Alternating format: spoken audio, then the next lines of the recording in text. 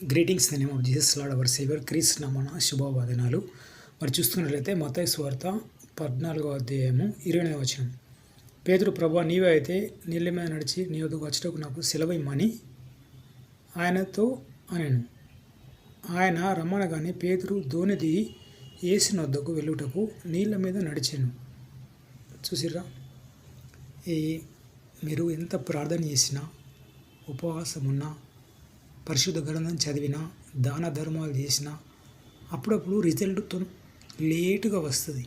ఆయన మీరు దిగులు పడకండి, బాధపడకండి, భయపడకండి. పరిశుద్ధ గ్రంథంలో ఎన్నిసార్లు ఉంది? ఆదికాండం నుంచి ప్రకటన గ్రంథం వరకు భయపడకుమని 400 సార్లకు పైగానే ఉంది. కాబట్టి మీకు ఎలాంటి అగ్ని లాంటి శ్రమలు ఉన్నా కానీ భయపడద్దు. మరి ఇక్కడ చూడండి, మత్తయి సువార్త 14వ అధ్యాయం 20వ వచనం ఏం చెప్తాను? పేతురు విశ్వాసంలో చాలా మంచివాడు. యేసయ్య నీళ్ళ మీద నడిచినప్పుడు నేను కూడా నీళ్ళ మీద నడుస్తా యేసయ్య అని నీళ్ళ మీద నడవడానికి నాకు సెలవేయమంటాడు. మరి యేసయ్య ఏమంటాడు? నడవమంటాడు.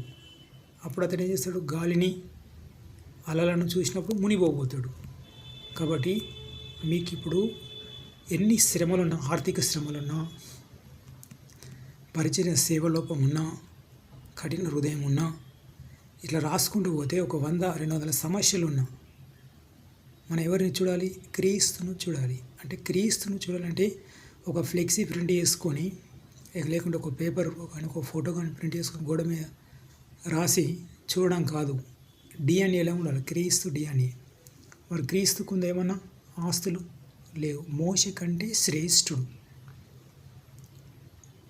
ధర్మశాస్త్రం మోషే ద్వారా వచ్చింది, కృపా సత్యము యేసుక్రీస్తు ద్వారా వచ్చింది.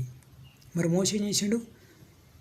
ఉన్న ఆస్తిపాస్తులన్నీ పెంటకు పోయించుకొని దేవుని సేవకు వచ్చి ఇశ్రాయేలు జనాంగాన్ని నడిపించిండు. మరి మోషే కంటే శ్రేష్ఠుడు ఎవరు? క్రీస్తు. మరి యేసయ్యకు ఆస్తిపాస్తులు లేవు. 12 మంది శిష్యులతోటి శిష్యుల పాదాలు కడిగి పొడిగుడ్డతోటి తుడిచి అంత తను తాను తగ్గించుకున్నాడు. మరి యేసయ్య ఎవరు? సొలొమోను కంటే జ్ఞానవంతుడు, యోబు లాంటి యథార్థపరుడు, అబ్రహాం లాంటి విశ్వాసపరుడు. All prophets included in Christ. అందరి ప్రవక్తల కలయికనే యేసయ్య. దావీదు లాంటి శత్రుప్రేమ గలవాడు, మోషే లాంటి సాత్వికుడు. అసలు చెప్పాలంటే యేసయ్య గురించి 40-50 నిమిషాలైనా సరిపోదు. కాబట్టి మీకు అగ్ని లాంటి శ్రమల క్రీస్తును చూడండి. అంటే ప్రార్థన పూర్వకంగా పరిశుద్ధ గ్రంథంలో ఉంది. మన శ్రమల్ని జయించాలంటే ఒకటి ఉపవాస ప్రార్థన. నినివే పట్టణస్తులు ఏం చేశారు? యోనా ఏం చెప్పారు? 40 రోజులలో అగ్ని వర్షం కురిసినట్టు కురుస్తుంది, మీరు ప్రార్థన చేయండి అంటే ఏం చేశారు? ఉపవాసం ఉన్నారు, మోకాళ్ళు ఆనేరు, బూడిద చల్లుకొని గోనె పట్ట కట్టుకున్నారు. అది దేనికి సాదృశ్యం? తగ్గింపు జీవితానికి సాదృశ్యం. సో మీకు ఇప్పుడు ఎలాంటి శ్రమలున్నా, ఇబ్బందులున్నా, ఇరుకులున్నా, మీకు ఏం కావాలన్నా ఏం చేయాలి? మంచి ఆలోచించి, మంచి చూసి, మంచి మాటలాడి, దేవునికి మిమ్మల్ని తగ్గించుకొని ప్రార్థన చేస్తే ఖచ్చితంగా మన ప్రార్థన వింటాడు. యథార్థవంతుల ప్రార్థననే ఆయనకు ఆనందకరం. ఓకే, మరి మిమ్మల్ని తగ్గించుకోరి అడగండి. మత్తయి సువార్త 7:7 ఉంది కదా, మీకా 7:7, నా ప్రార్థన నా దేవుడు ఆలకించను. దావీదు లాంటి శత్రుప్రేమను అడగాలి, అబ్రహాం లాంటి విశ్వాసాన్ని అడగాలి, మోషే లాంటి సాత్వికాన్ని అడగాలి, యేసయ్య లాంటి దయాగుణాన్ని అడగాలి, ఇంకా సొలొమోను లాంటి జ్ఞానాన్ని అడగాలి. అడిగినామనుకోండి, ఏదో ఒక్కొక్క అంశము ఒక్కొక్క 40 నిమిషాలు 50 నిమిషాలు అడిగితే ఖచ్చితంగా మన యాటిట్యూడ్లో మార్పు వస్తుంది. మీకు ఉద్యోగంలో ప్రమోషన్ రావన్నా ఇవే చేయండి. మీకు వ్యాపారంలో కస్టమర్లు పెరగన్నా ఇవే చేయండి. మీరు వ్యాపారం ఫలించాలంటే మీరు ఉదయాన్నే లేచిపోయి కూర్చొని రాత్రి 10 దాకా కూర్చుంటే మీకు గిరాకీ రాదు, మీ వ్యాపారం ఫలించదు.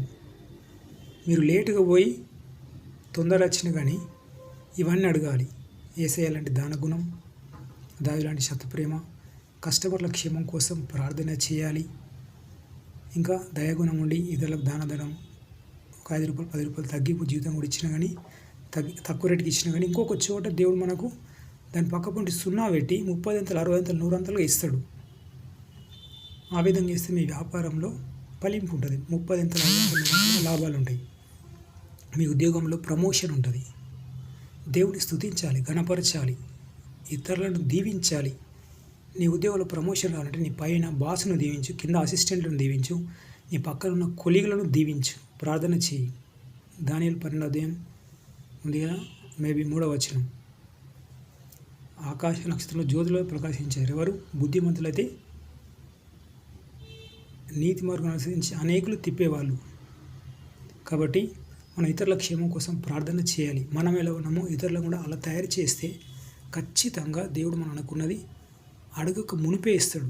మీరు ప్రార్థన చేయనప్పుడు మీరు అడుగు నాటి వెళ్ళకంటే మీకు అడగక మునిపే తెలుసు. మన తల వెంట్రుకలు ఎన్నో మనకే తెలియదు, యేసయ్యకు తెలుసు. కాబట్టి మీరు ప్రార్థన చేస్తున్నప్పుడు ఇతరులను దీవించండి. యోబు ఏం చేసిండు? సమస్తం కోల్పోయాడు.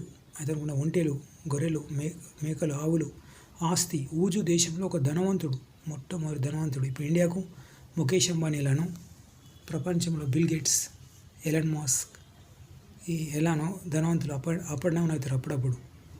అలాంటి ధనవంతులలో ఊజు దేశంలో యోబు ఒక ధనవంతుడు. సమస్తం కోల్పోతాడు. శరీరంకు పచ్చి పుండ్లు అవుతాయి. ఆ గోక్కుందామన్నా కానీ చేతికి గోరు లేక ఒక పెంకాస పట్టుకొని గీక్కుంటాడు. అయినా కానీ యథార్థత వదలకుండా అరుణోదయంలో లేచి ఇతరులను దీవిస్తాడు. తర్వాత రెండింతల ఆశీర్వాదం వచ్చింది. సో మీరు యోబు లాంటి ఓపికతో ఫలించండి. మీకు ఉద్యోగంలో ప్రమోషన్ లేదా? మీ పక్కన్న వ్యక్తికి ప్రమోషన్ ఇచ్చి మీ బాసు మీకు ఇస్తలేడా? ఎందుకంటే అలా హృదయాన్ని కఠినపరిచి, నెబుకద్నెజర్ని ఏమైంది కఠినపరిచి శత్రుఘ్నుని మోషేకుని అగ్నిగుండం లేపిస్తాడు. ఎందుకంటే దేవునికి ఇష్టమైంది. వాళ్ళ అగ్నిగుండం పోనన్నారా? పోయిర్రు. అయినా దేవుడు ఏమైనా వేసిండా? వాళ్ళ తల వెంట్రుకలో ఒక వెంట్రుక కూడా కాలేదు. సో మీకు కూడా మీ ఉద్యోగంలో ప్రమోషన్ రాకుంటే మీ బాస్ను, మీ పక్కన్న వ్యక్తి మీద సనుక్కోకండి, వాళ్ళని దూషించకండి, వాళ్ళని దీవించండి. లేటుగా వచ్చిన పర్వాలేదు. ఇస్సాకు ఎలా వచ్చిండు? అబ్రహాంకు 25 సంవత్సరాలు ప్రార్థన చేస్తే ఇస్సాకు జన్మించాడు. ఇప్పుడు ప్రపంచంలో ఉన్న శాస్త్రవేత్తలు, ధనవంతులు, పైలట్లు, జ్ఞానవంతులు అలాంటి ఎవరు? ఇస్సాకు సంతానమే. ప్రపంచాన్ని పరిపాలించే నాయకులంతా ఇస్సాకు సంతానమే. They are seed of Abraham. కాబట్టి అబ్రహాం లాంటి ఓపికతో, విశ్వాసంతో ముందుకెళ్ళండి, సనుక్కోవద్దు. మోషే ఇశ్రాయేల్ జనాంగం నడిపించినప్పుడు ఐగుప్తు దగ్గర 3000 మంది పడిపోయారు. అమోరీయులు ఏం చేసారు? చంపేసారు. కాబట్టి దేవుని మీద సనుక్కోవద్దు. దేవా నాకు ఇచ్చింది మీకే స్తోత్రం అని దీవించండి, కానీ ఇతరులను శపించద్దు. దీవిస్తూ ముందుకెళ్ళండి, ఫలించండి. మరి మీకు చేస్తున్న వ్యాపారమైనా, ఉద్యోగమైనా, ఏ పనైనా కానీ లేటుగా వచ్చేదే మంచిగా వస్తుంది. Okay, god bless you. Have a nice day. ఫలించండి. మీ సత్క్రియలు ఇతరులు ఎదుట చూపండి. మరి నా కొరకు ప్రార్థించండి. నేను మీకోసం ప్రార్థన చేస్తున్నాను. God bless you. Have a nice day. Praise the lord.